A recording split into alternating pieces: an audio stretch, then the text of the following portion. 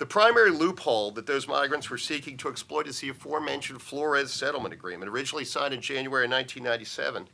That agreement was supposed to terminate 5 years after the date of final court approval.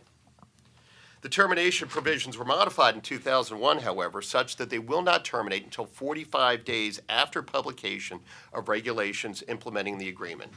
Kids were being held. The Reno Justice Department, and I served under Attorney General Reno, signed a settlement agreement on the conditions of those kids. That was back in 1997. 3 administrations later, we're finally getting regulations that will implement that agreement. That's unacceptable.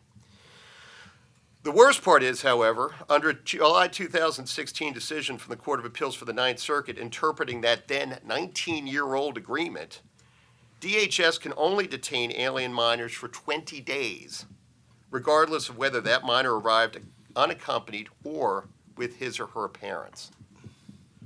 Flores encourages UAC to enter the United States illegally and encourages the parents of UAC to hire smugglers to bring them to the United States because they know that those children are almost guaranteed to be released into their custody.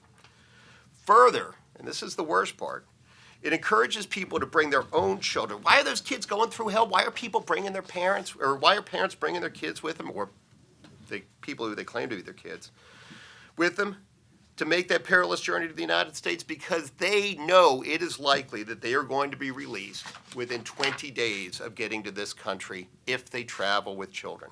In fact, the April 16, 2019 final emergency interim report from the Homeland Security Advisory Council's bipartisan CBP Families and Child Care panel, to which I alluded earlier, concluded that, quote, the dramatic increase in FMU apprehensions over the past year is directly linked to the U.S. government, executive, legislative, and judicial branches, creating pull factors that incentivize migrants to bring a child with them to gain entry to and release into the U.S.